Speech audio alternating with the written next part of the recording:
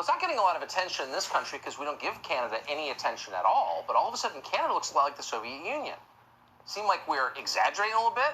Well, they're burning Catholic and Anglican churches in recent days. Leftist groups are. But Canada's leaders aren't condemning the burning of churches. No, they're endorsing the burning of churches. The head of the British Columbia Civil Liberties Association, a monster called Harsha Walia, tweeted this, quote, "Burn it all down." Then a close confidant of the Prime Minister of Canada, Justin Trudeau, a man called Gerald Butts, called the arson, and we're quoting now, understandable.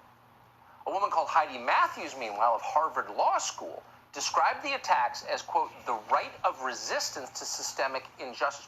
Burning churches. Now. This is not the Spanish Civil War. This is now in Canada. And not just churches.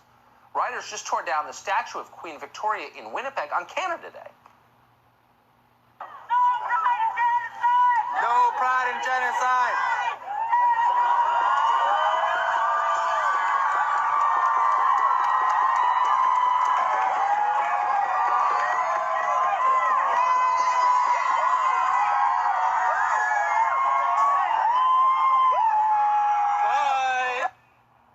Now, we'd love to go inside Canada tonight, but we can't get there. It's like 1985 Albania. It's a closed country.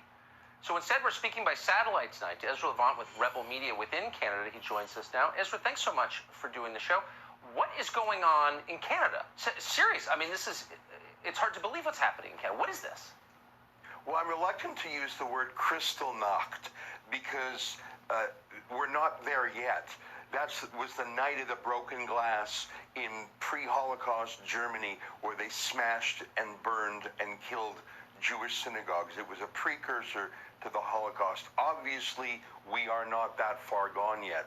But what do you call it when literally dozens of churches are being systematically vandalized, torched? There was one fire in the BC interior that wiped out a whole village of 250 people, 2 people dead, and it is not yet determined who caused it, but it was in an area where other churches have been torched, so it may actually have its first victims.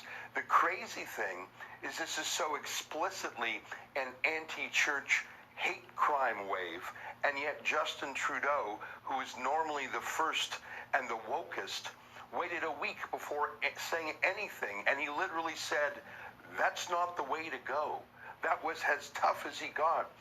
He introduced an anti-hate crimes bill in Parliament that's targeting mean tweets and Facebook posts, but literally you have church after church being torched by Antifa-style terrorists, and he's almost silent on the matter, and his right-hand man finds it understandable. I think these are dark days for religious freedom in Canada. Yeah, when they're burning churches and the head of the BC Civil Rights Commission says, burn it all down?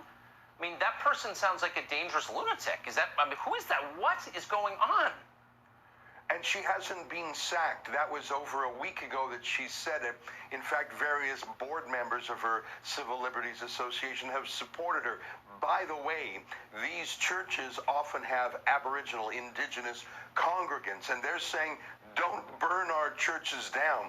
It's the Canadian equivalent of when Black Lives Matter burns down black-owned businesses in black neighborhoods. That does not help black people. In Canada, most of these churches are Aboriginal focused, and you often have, in one case, white Antifa-style vandals filming themselves desecrating a church. And the trouble is, from the very top, it's either silence or tacit support. Yeah, and I'm ashamed to say that American Christian leaders mostly have been silent about it too, and I wish they wouldn't be. Ezra, I appreciate that report from Canada. I hope sometime to be able to visit Canada once the borders open, but in the meantime, thank you. Thank you. Hey, Sean Hannity here. Hey, click